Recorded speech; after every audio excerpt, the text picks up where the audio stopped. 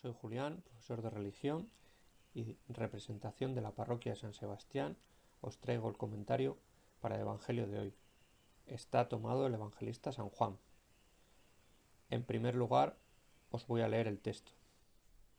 Se celebraba entonces en Jerusalén la fiesta de la dedicación del templo. Era invierno y Jesús paseaba en el templo por el pórtico de Salomón.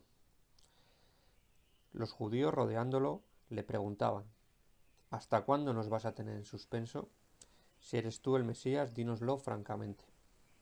Jesús le respondió: Os lo he dicho y no creéis.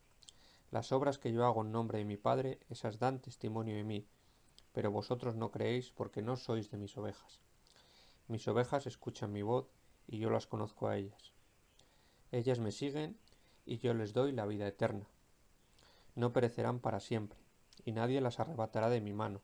Lo que mi Padre me ha dado es más que todas las cosas, y nadie puede arrebatar nada de la mano de mi Padre. Yo y el Padre somos uno. En primer lugar, situarnos. Estamos en un lugar muy concreto, que era la capital, Jerusalén, en invierno, es decir, faltaba un tiempo para esa gran fiesta de los judíos, que era la Pascua. La Pascua se celebraba durante la primavera, celebraba el paso de Moisés con todo su pueblo de la esclavitud de Egipto a la libertad del pueblo de Israel,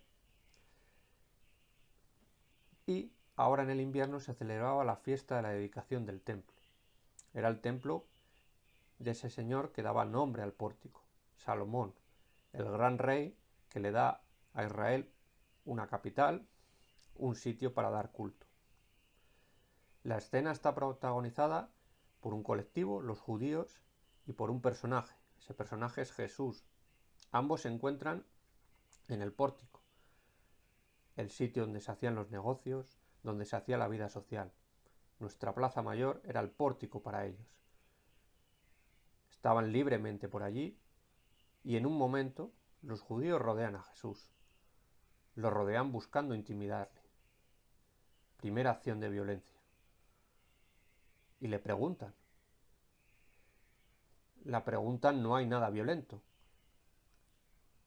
Lo habían hecho previamente. La respuesta es violenta. Parece una respuesta en un tono ya que sube. Os lo he dicho abiertamente, pero vosotros no queréis oír mi respuesta. ¿Por qué?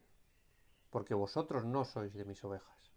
Es decir, el evangelista Juan ya ha separado. Los discípulos de Jesús no eran de las ovejas de Israel. Los discípulos de Jesús no estaban de acuerdo con el judaísmo. Porque los discípulos de Jesús no hubieran hecho esa pregunta, y menos en un tono violento. Esa pregunta no tiene sentido para alguien que sabe que cada signo que hace Jesús es un signo del reino, no es un signo para el teatro, no es un signo buscando agradar a la sociedad, es un signo de lo que va a hacer el Padre el día de mañana, la vida eterna, que es el premio que tienen los discípulos de Jesús. Por lo tanto, la respuesta no les gustaba a aquellos que buscaban un Mesías poderoso que les diera una libertad no eterna, una libertad finita y concreta, la libertad del pueblo romano que no les dejaba libertad a los judíos, tenía una libertad relativa.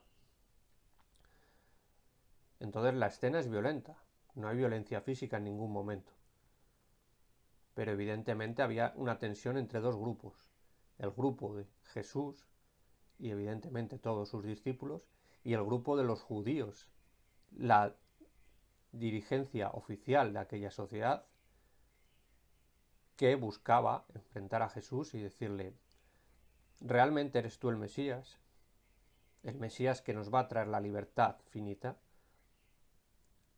Y Jesús, una vez más, tiene que volver a justificarse. La libertad hoy había sido la bandera de la sociedad del siglo XXI. Por desgracia, esa libertad nos la ha aniquilado la pandemia. La pandemia ha venido a explicarle al hombre que no era tan libre como pensábamos. ¿Y dónde está la libertad para el ser humano hoy? En este texto. En el Evangelio nos dice, solo Jesús, como representante del Padre, nos dará la vida eterna. Mi conclusión es para María, en el mes de mayo. María es la gran protagonista de esta historia, aunque sin aparecer. María en su libertad trae al mundo a Jesús, que es el representante de Dios.